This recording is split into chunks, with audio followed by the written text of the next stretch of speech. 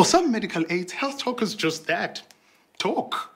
The smart choice is medical paid. So, SMS medical paid to 33023.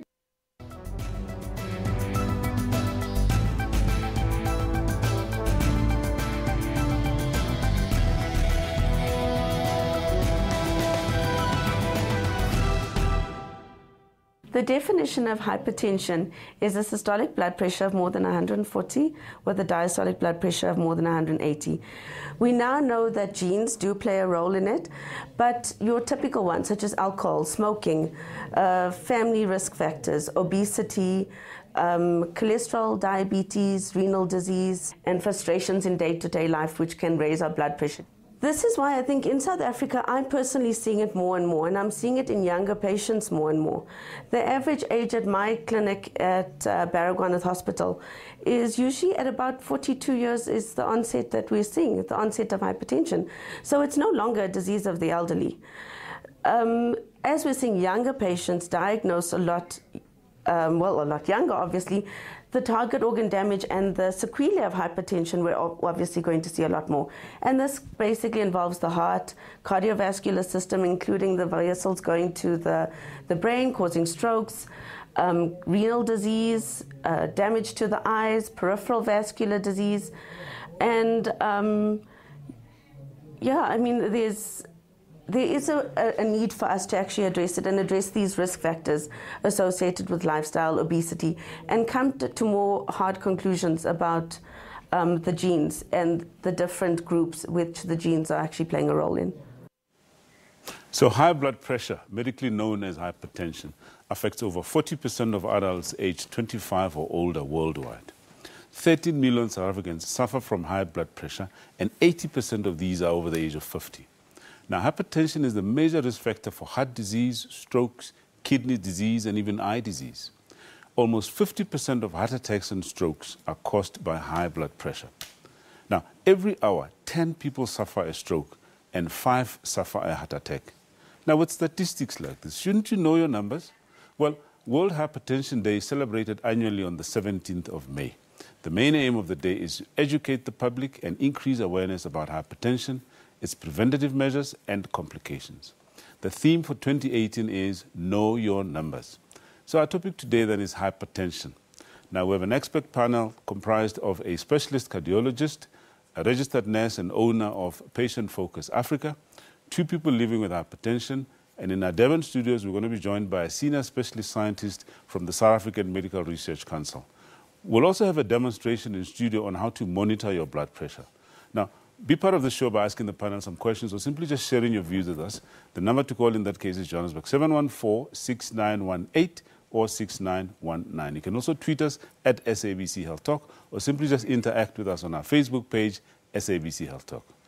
So we invite you to sit back, relax, and learn from this bumper show, coming to you just after a short break. I'm Dr. Salomba Daung, and this is Health Talk.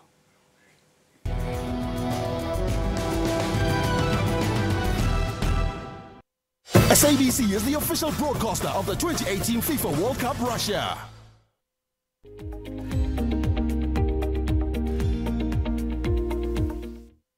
Life can throw all sorts of surprises at you, often when you least expect it.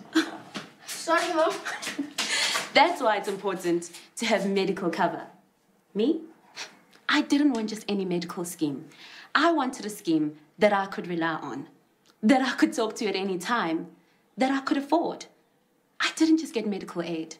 I got medical paid.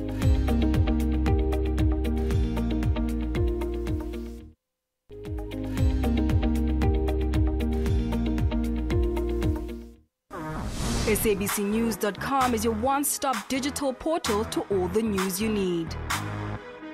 With a website that is easy to use on mobile, SABC News prides itself in being the primary source of public service content across multiple platforms. Watch live streams of all the big news events on the SABC News YouTube channel, which is one of the most viewed South African YouTube channels globally. And catch up on the best of SABC television and radio news. Follow breaking news on all of the SABC News social media platforms, interact with SABC News on Facebook, and stay connected on Twitter for the latest headlines and real-time updates by our reporters. SABC News, everywhere.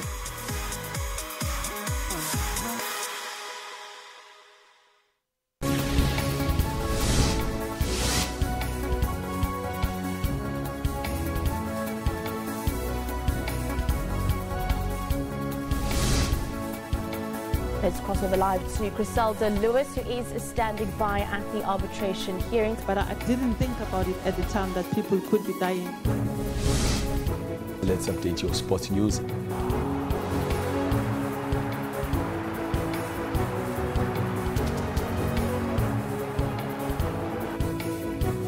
Get all the dominating stories locally and globally on Newsroom every Monday to Friday from 9 a.m.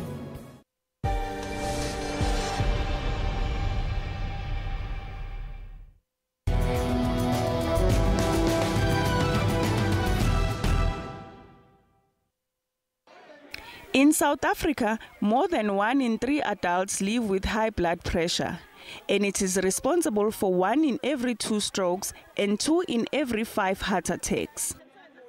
High blood pressure is known as a silent killer because there are rarely any symptoms or visible signs to warn that blood pressure is high. That is why more than 50% of people with high blood pressure are unaware of their condition.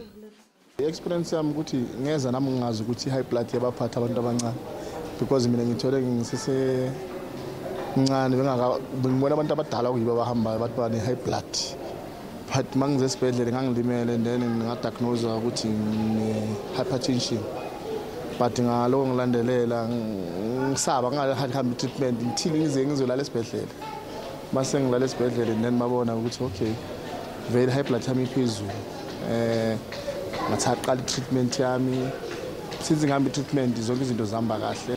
I experienced high blood aneke ka 2016 aneke le pregnant nexawe gore ke na le high blood until get check up for pregnancy ka thola gore high blood e high and then after pregnancy go clinic impela gore maybe ke pregnancy etla fell after pregnancy azang itle stop yeah, until since till now, and then the cannot treatment, cannot relax. Pills you are a white.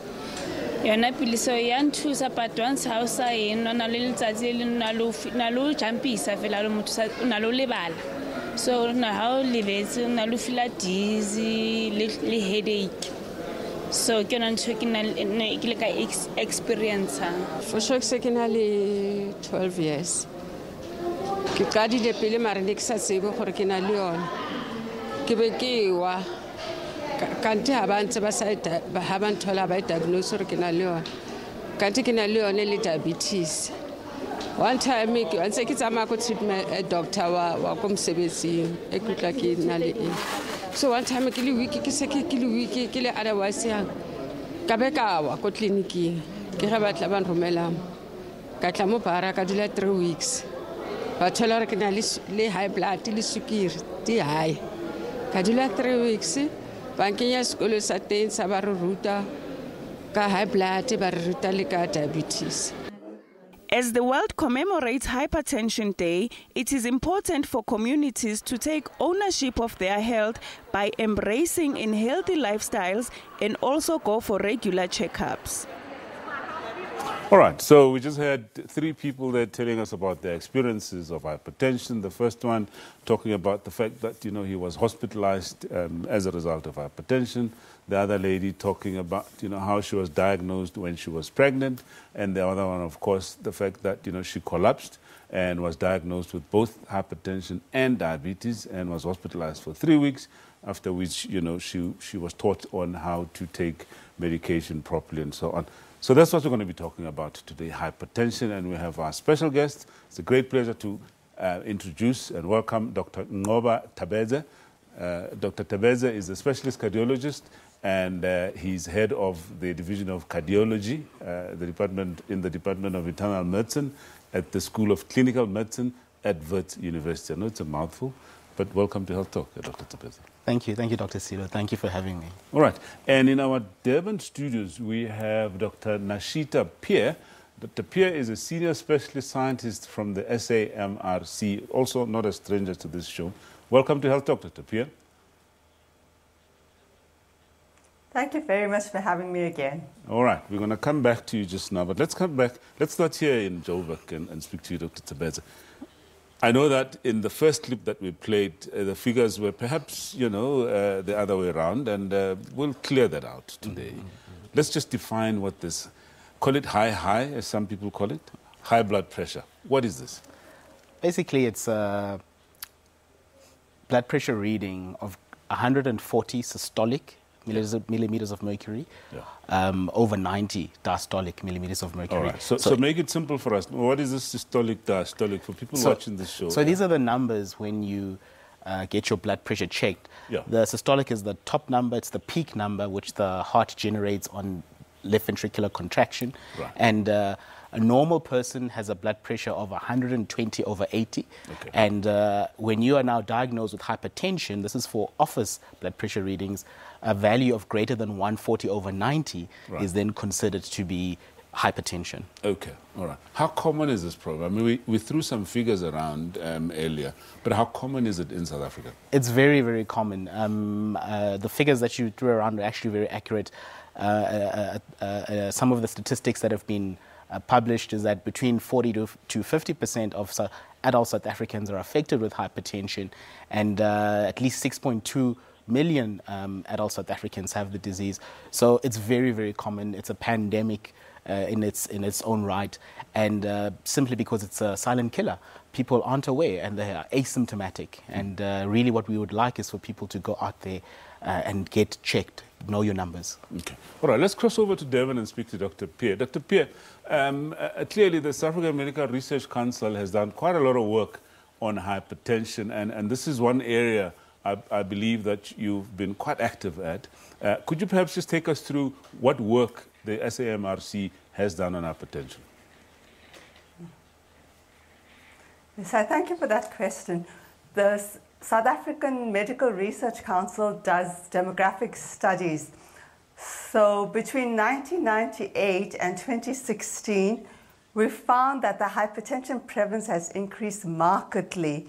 In women, it's increased from 25% to 46%, and in men from 23% to 44%. That means there's almost a doubling of the prevalence over almost 2 decades. This is quite serious and quite of great concern because of the side effects or the complications associated with hypertension.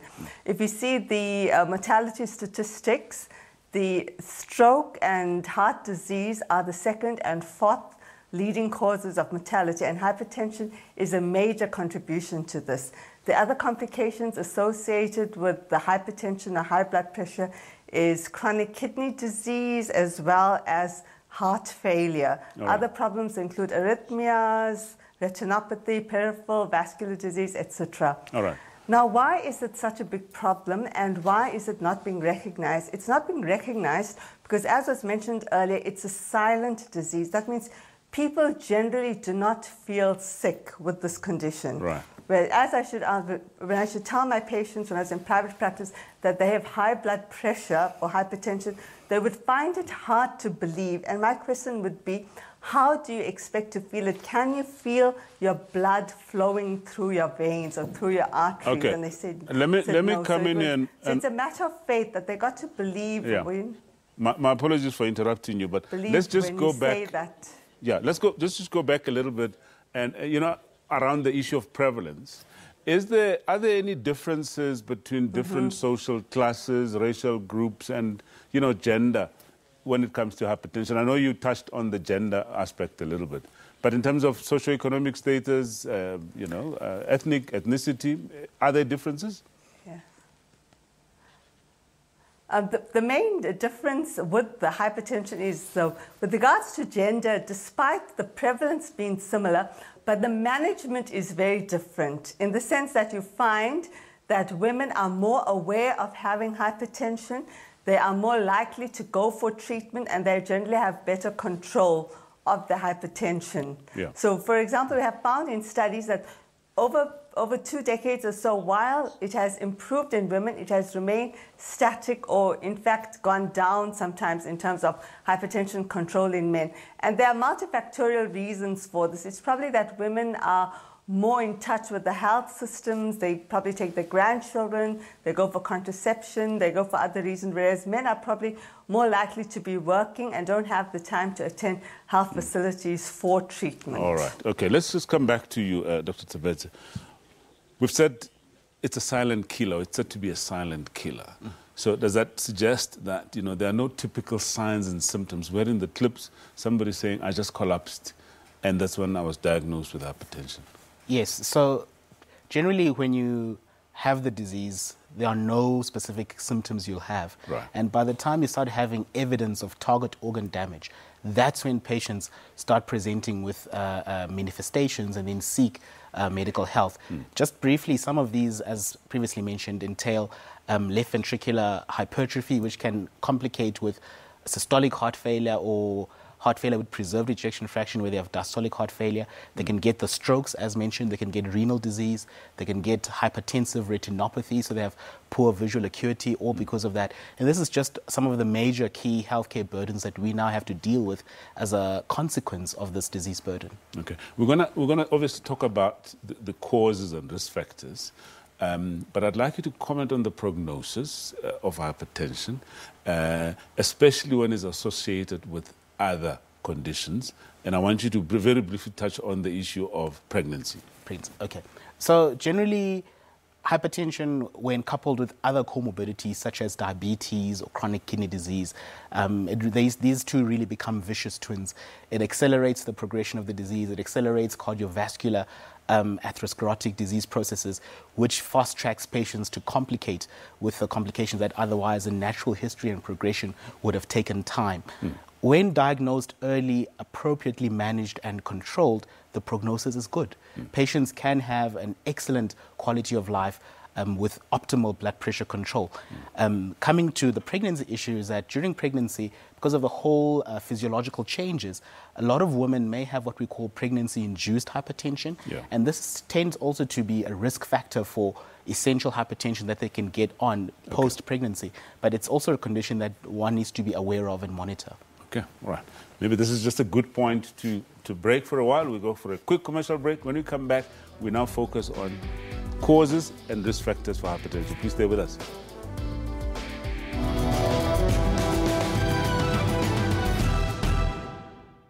SABC is the official broadcaster of the 2018 FIFA World Cup Russia.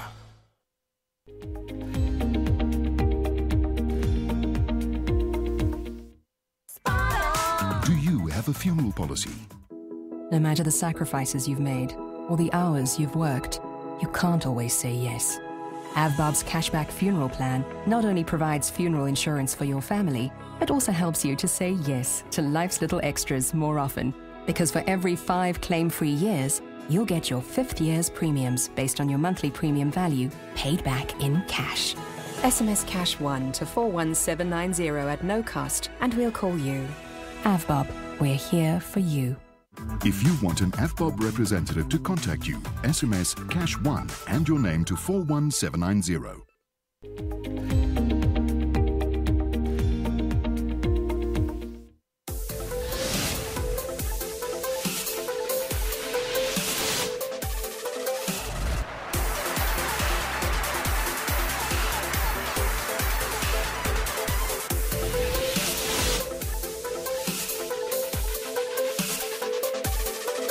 No.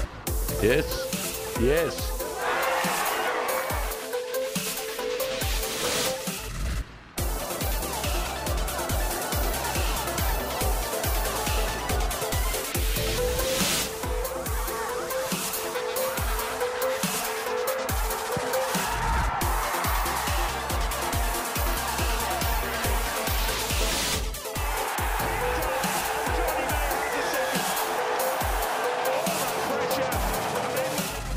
Sports Live every Saturday and Sunday at 7:30 p.m. Our stories. How do I begin? our lives. When all seems to fail, we will raise our voices a bit louder for our justice. Well, I went into absolute shock. My whole body was shaky. I couldn't hold a phone, but there he was. I couldn't believe the nonchalant that they were still in the area 2 weeks later. And in times when the justice system is not able to help us with our individual battles, I'm willing to do anything. What are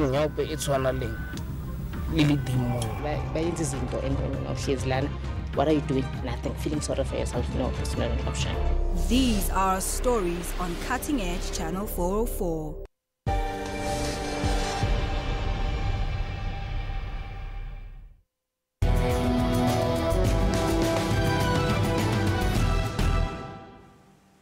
Welcome back. We're talking hypertension with my two guests, one in Johannesburg, Dr. Tabitha, specialist cardiologist and head of cardiology at Wits University, and in our Cape Town studio, Dr. Nashita Pierre from the South African Medical Research Council. All right, let's start with you, Dr. Tabitha. Who's at risk of developing hypertension? And we hear there's different classes or different ways that we classify hypertension. Just take us through that. Okay, so basically, hypertension can be classified into two broad categories. We talk about essential hypertension, and this is the most common form where individuals or adults, as they age, if they check their blood pressures, they'll realize that suddenly their blood pressure is high, and the vascular tree has suddenly deteriorated in its compliance ability to auto-regulate and maintain a normal blood pressure, and then the blood pressure increases thereafter. You then have secondary causes, and these are more rarer and tend to occur in younger patients. They also tend to manifest with resistant hypertension, and these are conditions such as renovascular hypertension, certain endocrinopathies, patients who have hypothyroidism or tumors such as pheochromocytoma. You can also have other rarer forms. So other more complicated conditions that people can suffer from, like in the kidneys and so on. Yes. All right. I want to just hold that thought because we have a caller on the line, Mary from Limpopo. Mary, welcome to Health Talk. Hello, sir. Hello, Mary. Your question, please. I've been diagnosed last year with hypertension and cardiac disease. Right. So they did give me the medication, but the medication is not taking me good. I'm coughing since from January till now. I'm still coughing. Okay. All right. Yes. Okay. Excellent question. We're gonna talk about that, Dr. Tabitha. I want you to just keep that at the back of your mind, because this talks to side effects of medication. When we start talking treatment, I'd like us to then touch on Mary's question. Yeah. All right. So just continue then. Let's get back to risk factors. The risk factors. Right. So regarding risk factors, and again, these are the more prevalent in patients who complicate with essential hypertension. These, again, are generic for all cardiovascular diseases. You're looking at physical inability, obesity, patients who have diabetes, patients who are smokers, patients who abuse ethanol, and then you also have a certain class of individuals who abuse over-the-counter medications such as non-steroidals, anti-inflammatories. All of those are important risk factors for hypertension. So all of these are lifestyle related, really. Exactly. And this is really under the control of people out there. Yes, yes. Let's just get a comment from Dr. Pierre. Dr. Pierre, we're talking risk factors now, and I'm sure your work has extended into this as well, as you started alluding to earlier. Yes, as the good doctor there mentioned, excess body weight is a major risk factor, and we know that obesity is an epidemic in South Africa, unfortunately.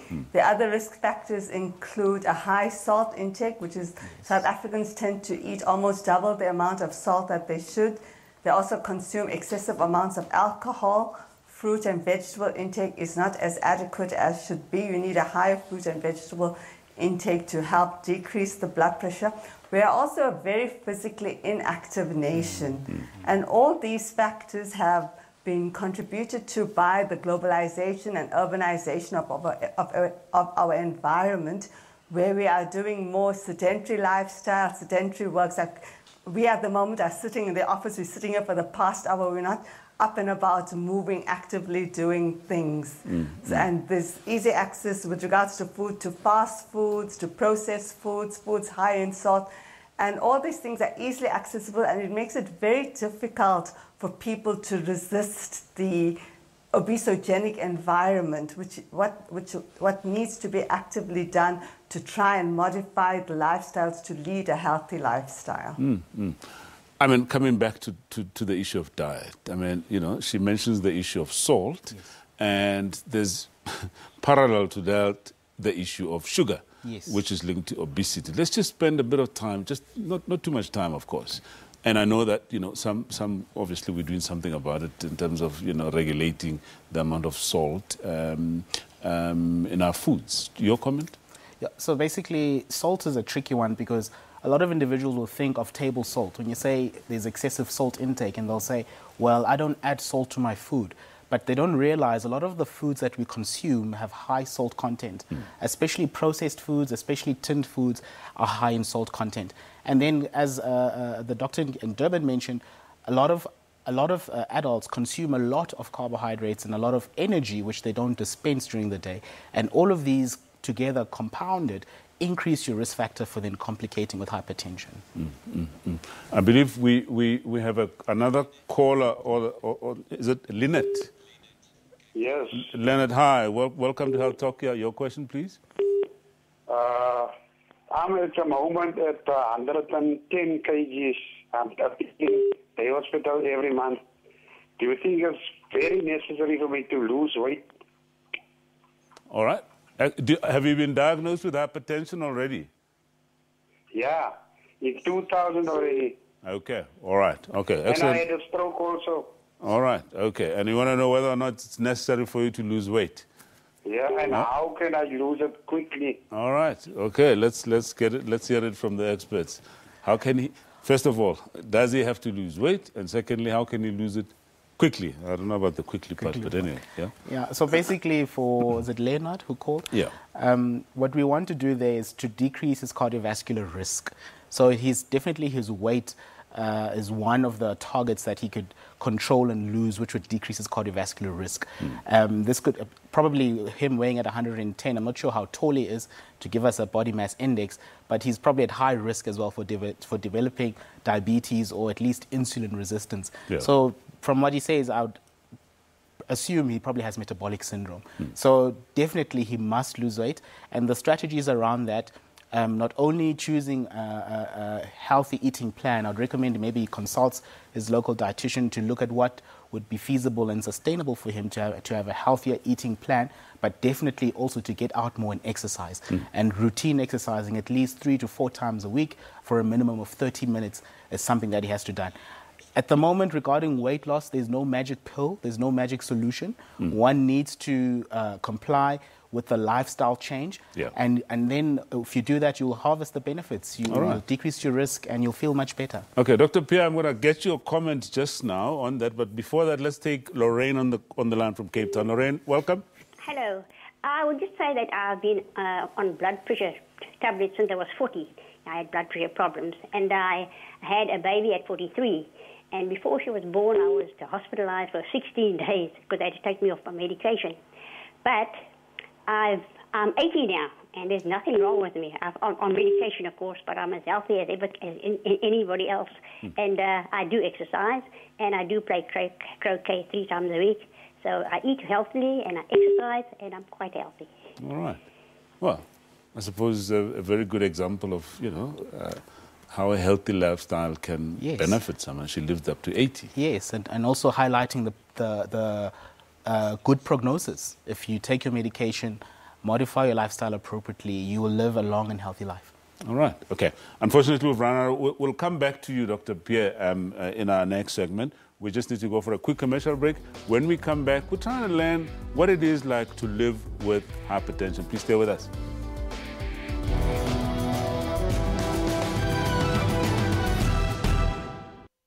SABC is the official broadcaster of the 2018 FIFA World Cup Russia.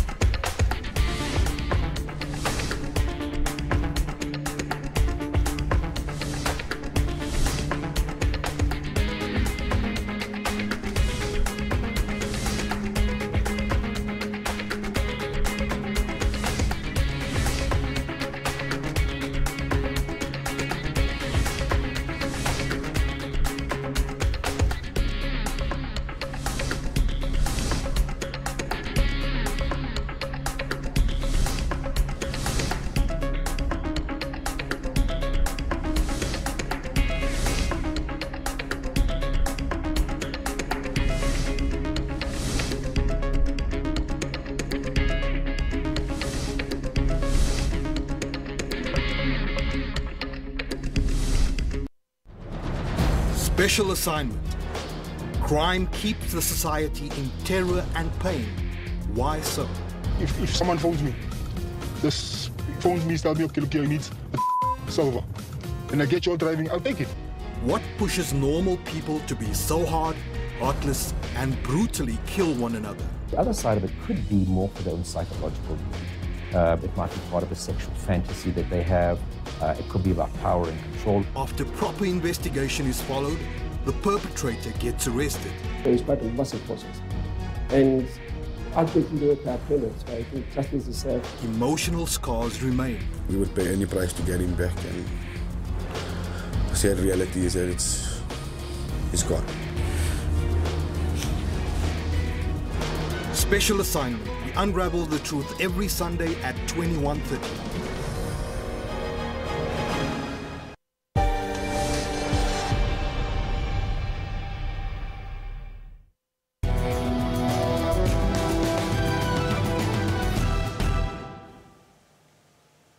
Welcome back. Thank you so much for staying with us. And if you've just joined us, we're talking hypertension or high blood pressure with our special guests. Earlier on, we had Dr. Tabitha and Dr. Pierre.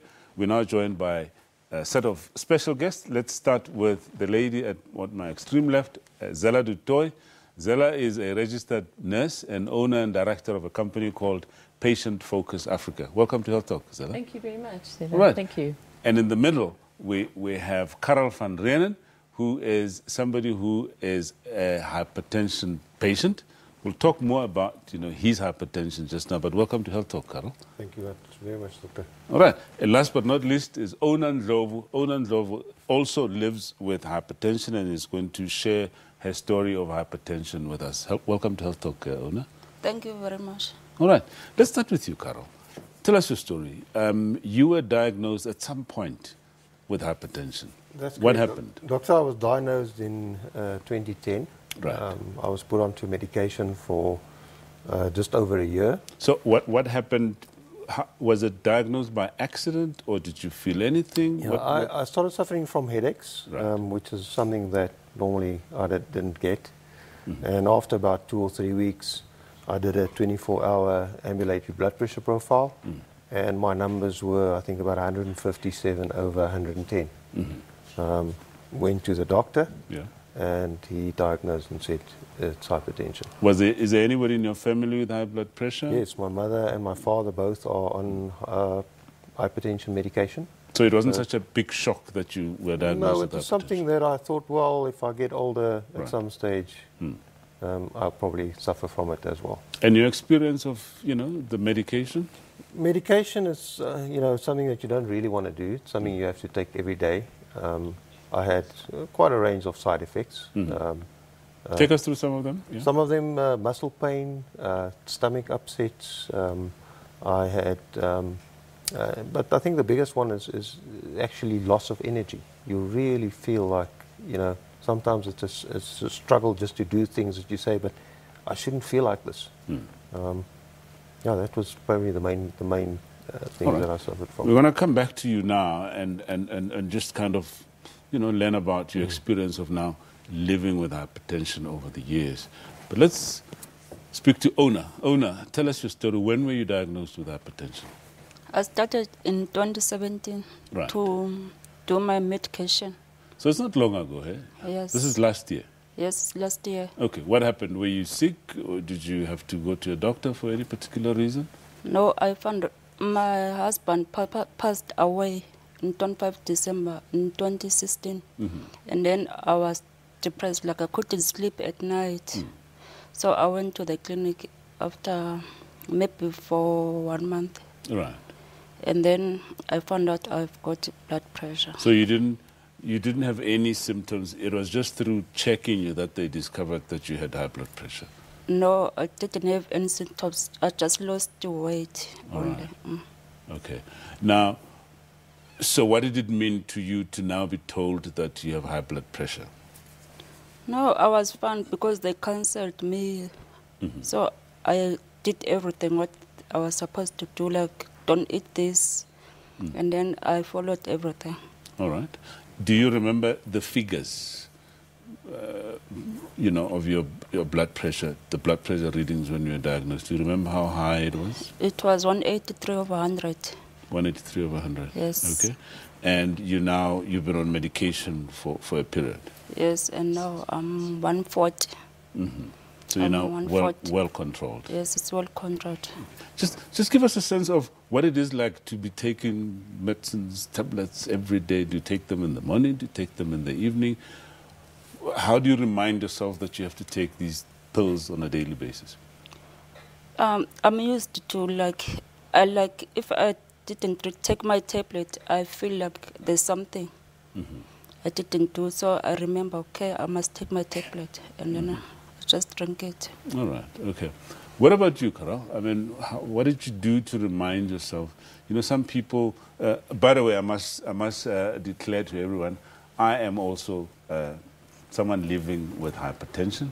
I take my tablets every morning, and the way that I do it, I keep my tablets in my toilet bag so that when I travel, I just remind myself that, oh, by the way, every morning when I brush my teeth, I take my tablets. And that's how I remember.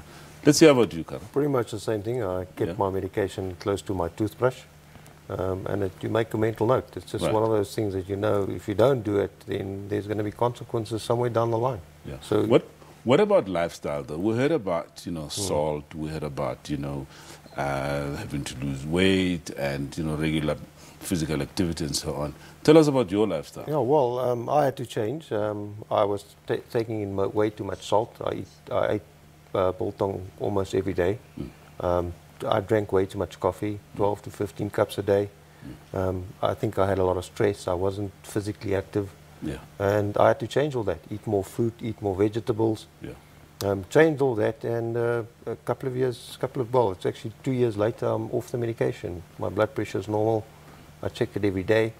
I work with it. So, yeah, I've done 2 profiles in the meantime. So, yeah, I'm a good example to people out there watching this show. Okay, let's talk to Zella. Zella, you've been dealing with hypertension, I suppose, through your company. You've had equipment that monitors blood pressure. Clearly, people need to be able to monitor their blood pressure. Just tell us about your experience, number one, with hypertension. We started our company many years ago with the idea of supplying home monitoring to patients so that people could control their blood pressure on a more regular basis and more effectively. And subsequently, we've gone a little bit further, looking into diabetes and cholesterol, etc. Yeah. But it still remains the key factor and one of the most dangerous of your chronic diseases if untreated or undiagnosed. And as was said earlier, it's very difficult when there are no symptoms, and unless people are aware and go to clinics regularly, etc., often people are missed somewhere along the line. So we have done a lot in the way of awareness. We work a lot with the Heart and Stroke Foundation, and so that we can actually make sure that people are aware, and there's a lot of awareness programs out there. Okay, oftentimes people buy these gadgets, that measure blood pressure from pharmacies and stores and everywhere else. Is there a correct way of measuring your blood pressure? First question. Secondly is, what are the normal figures? What should we be comfortable with? Perhaps you could even demonstrate that to us, if you don't mind, please. Okay, so I have 2 monitors here, and it is a very good point. I think one of the most important things when selecting a blood pressure monitor is to make sure that it is an accredited blood pressure monitor. Right. So you get all the accreditations and the general information on the box. Secondly, as much as the monitor is important, the cuff size is important, and I think many a time this could be one of the reasons why monitoring of blood pressure is not always accurate. Is if you have a small arm, use a small cuff. If you have a medium arm, etc., and extra large patients should use extra large cuffs. So how will people know that? I mean, do you have a choice? Do they always measure your arm to decide what size cuff fits you? You're right. Generally, you find that in the monitors themselves, they will have a measuring tape. Yeah. The other thing as well is to try it. Right. So most of the monitors are available with a range of cuffs, your standard, your small standard, and extra large, which is really, really important. Often you find that people will hold a cuff closed because it doesn't actually fit on the arm, but you're going to get an inaccurate result. Okay. So as much as the monitor is important, so is the cuff. Okay. And how should people apply the cuff then? Okay, so I'm just quickly going to demonstrate it on myself. The key thing is to use a monitor generally on a bare arm. That is the best. Okay. If, however, they do have a single lining and you don't want to remove clothes for whatever reason, just a thin layer of clothes is suitable so that you can, because these monitors are relatively sensitive, you will be able to get an accurate reading.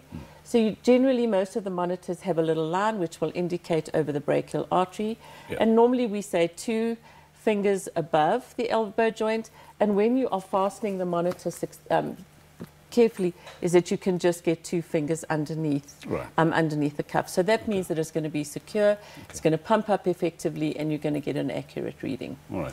So just again about that line, you said that it must be somewhere around the middle of the elbow. Yes, of the elbow. All right. So because it measures oscillations or vibrations, it'll pick it up effectively. Right. The other thing that's really important to remember is a person must sit upright, not crossing of legs. Try not to have a full bladder, little things like that, not straight after coffee, definitely not straight after smoking or anything, so that you can monitor the blood pressure effectively. How long after exercise? That's a good question. I would normally say about 20 minutes to half an hour after exercise. Okay. Yeah. Yeah.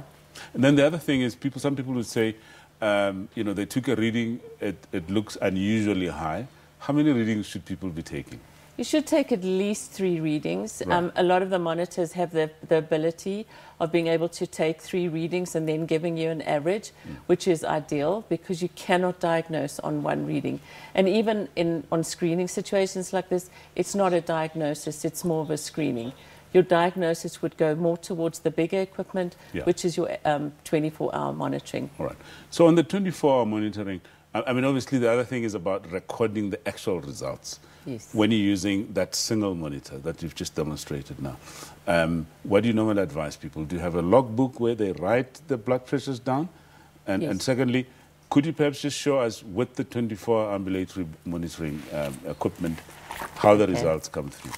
Okay, so my report is lying on the chair. All right, that's fine. We can get the report later on. So the monitoring itself would fit on, it's a small little monitor, and it would actually fit on the patient or hang around the neck, so it's generally not too invasive. Yeah.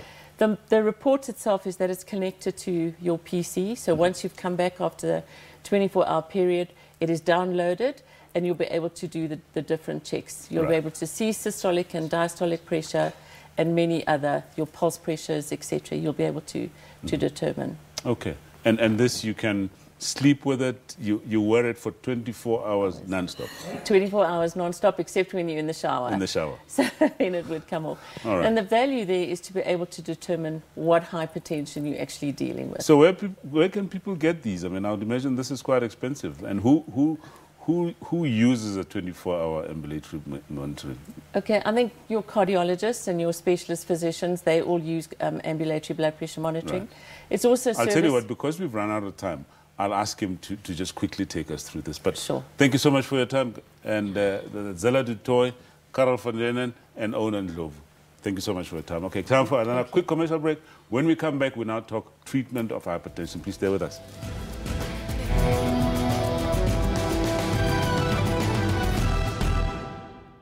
SABC is the official broadcaster of the 2018 FIFA World Cup Russia.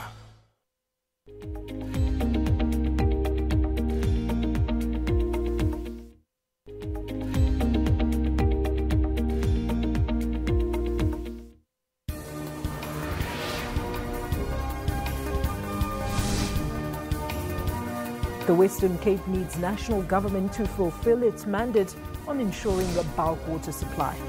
We must ensure that the city of Cape Town never confronts this particular situation again. The ESCOM is serious about stamping out corruption, which is why the market is now beginning to accommodate us. And looking at neighboring countries, expecting Botswana just to see partly cloudy skies with a half 34 in Gaborone. News today at 3 p.m. from Monday to Friday on SABC News.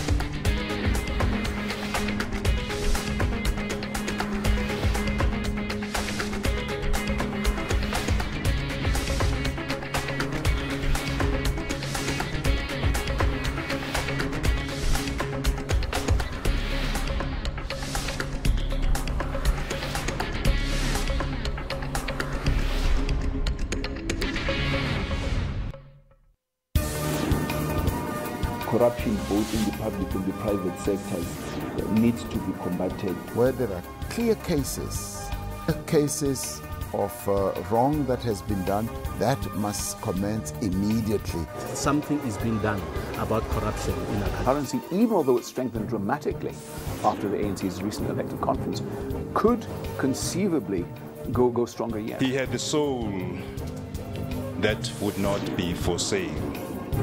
Stay tuned to Your World for your final news roundup, Monday to Sunday at 21:30.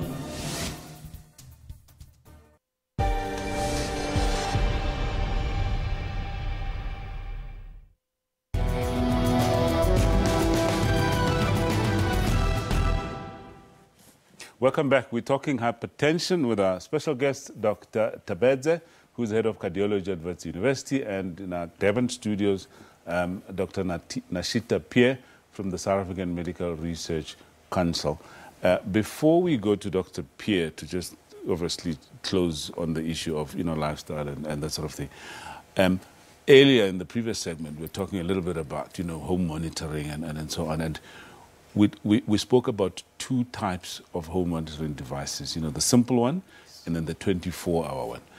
Just from your perspective, when would you require patients to use the 24-hour one? So the 24-hour ambulatory blood pressure is really a device that usually health centers would have to help them to really diagnose definitively patients who have hypertension. Right. It basically monitors your blood pressure over an entire day with multiple readings, and because of its reliability and reproducibility, it does away with issues such as white coat hypertension. Tell us about white coat hypertension, or maybe just hold your thought. Let's just finish with this. Yeah. So I don't know if they could zoom in on this. Yeah. So the beauty with this machine is that it basically gives us readings for the whole day. It can give you a daytime and a nighttime reading, whereby you can then have an average, a peak systolic, an average diastolic, as well as a mean arterial pressure. Yeah. It can separate them from day and night, and all these values are essential in diagnosing hypertension definitively. And here, the cutoffs are usually lower, and the recommended values now, instead of the 140/90, is 130/80, and especially for the average daytime measurement. So this is so it's more reliable. It's more reliable, and it is available in various pharmacies and health centers where individuals can have this to definitively diagnose hypertension. Okay. You mentioned earlier white coat hypertension. What is that? So white coat hypertension is an entity that exists in individuals who at home they have a normal blood pressure. So this machine, or the non-ambulatory monitor or the home monitoring, would record normal pressure readings. However, when they go to the rooms of the practicing physician, suddenly the blood pressure is high, and this is thought to be related to anxiety, anxiousness as individuals go in the health center, etc., which is a normal occurrence to occur. So the 24-hour ambulatory blood pressure, as well as even the home monitoring, can do away with that, so that individuals take blood pressure in their natural environment, where they are at rest, where they are relaxed and not anxious. All right. I want us to now start talking about the principles of treatment. But before that, let me go back to Devon and give Dr. Pierre just a concluding thoughts around lifestyle issues, and perhaps, you've heard the two guests that we had earlier, telling us about their experiences and so on, and questions around, should I be losing weight? How should I be losing weight? So lifestyle factors coming back again, and your final words on that, please. Thank you. Thank you for that. I'd like to make two comments, please. The first one related to lifestyle factors is that we need to be practical about what we can do. So first, the big picture on the common sense level, take away all the unhealthy foods in terms of cold drinks, sweets, chocolates, cakes, fried foods, etc. That's the one thing. Then the next thing is to practice mindful eating. That means not to just snack absent-mindedly during the days. Sit down at the table for meals, eat proper meals, eat in a smaller plate, and this will help to decrease your kilojoule intake as well. Another point I'd like to make with regards to medication is that there is such a wide variety of medication, but the reasons that patients frequently don't take the medications is because of the side effects. They feel, oh, this tablet is making me cough, it's making me tired, as one of the patients in the studio had said, and I'm going to stop taking it. So there's a high proportion of patients that are not adherent to the medication. I plead with them to go and communicate with their doctor. Education, awareness, information, knowledge is very important. As I said, there's a wide range of medications available. If one does not agree with you, talk to your doctor about it, and he or she will change the medication. It is so important to adhere to medication and get your blood pressure down, so to prevent the serious long-term complications associated with hypertension. All right. So let's come back to, there's a whole lot of discussions we've had already on medication and so on, but the principles. Is hypertension treatable, curable, or controllable, or all of the above? So definitely hypertension is treatable. Curable, we still need more evidence, but most likely controllable is where we are. So if you have been diagnosed hypertensive, the vast majority of individuals, it will mean that you are now hypertensive, you need medication to control your blood pressure. In certain rare cases, some individuals who lose enough weight and really change their lifestyles, they can actually become normotensive. And it's all about as in normal blood pressure, right. Yes. Right. And those individuals in those scenarios could then be weaned off gradually, again, with close monitoring for hypertension. However, they still need to at least once a year continue to monitor and to check if they still have a normal blood pressure or if it's now increased. Okay.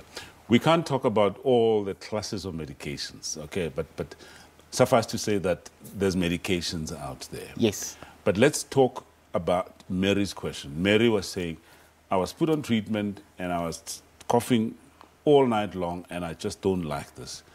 And side effects of medication can drive people away from medication. Yes. Let's talk about that. Okay, so specifically with Mary, she mentioned about coughing once she's been started on this specific medication.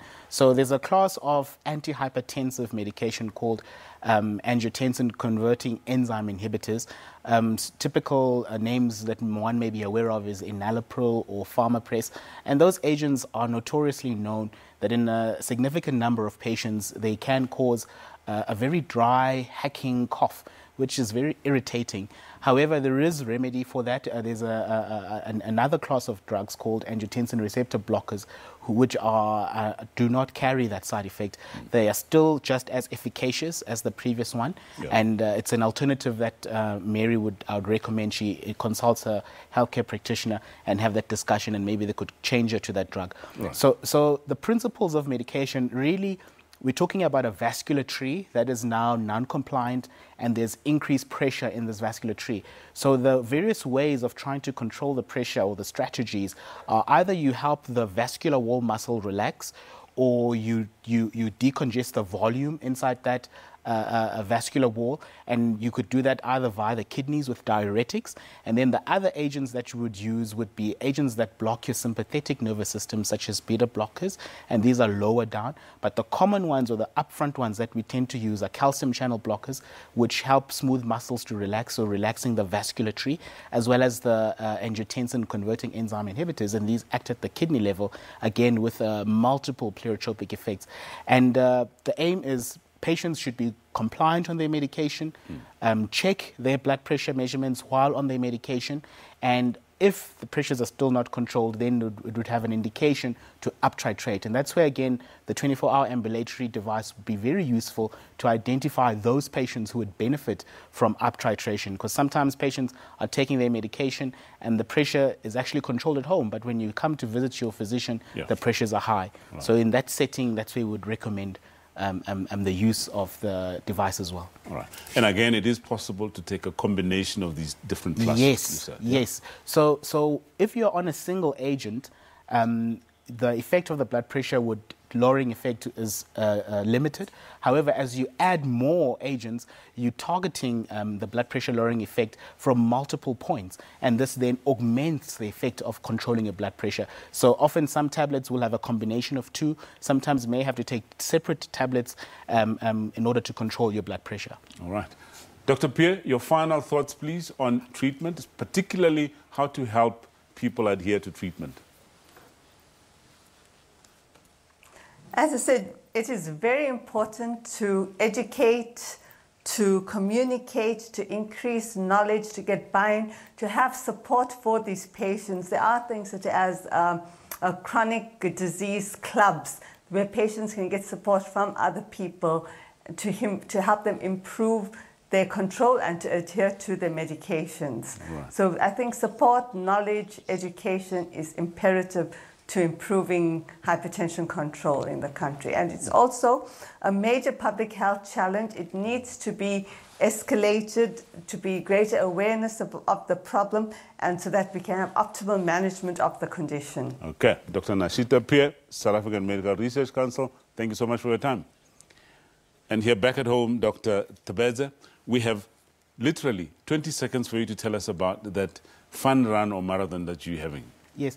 So the Division of Cardiology felt, of the University of the Witwatersrand, felt that we also need to come to the party to motivate our public at large to change their lifestyle, to make healthier choices. And so we are hosting a fun run on the 29th of September on Saturday at the Wits Bozzoli Sports Complex. It's open to the whole public. We're doing a 5, 10 and 15K run, and where we invite the family and all eager beavers to come and join us. All right, we'll continue to remind them, but Dr. Tabitha, Head of Cardiology of Wits University, thank you so much for your time. Okay, folks, thank you so much for staying with us. And that's all we have for you for hypertension. We're back on your screens in a week's time, same place, same time. And thank you so much for watching. I'm Dr. Solomon Daung. Until next time, please do take care.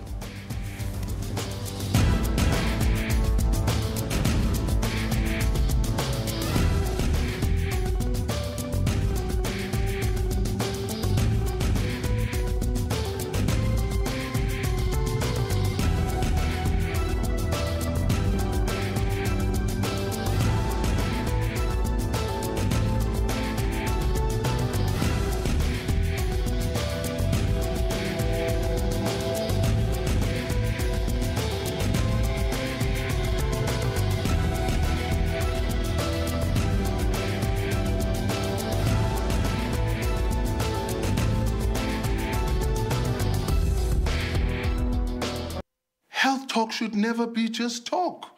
So, make this my choice. SMS Medical Paid to 33023 today.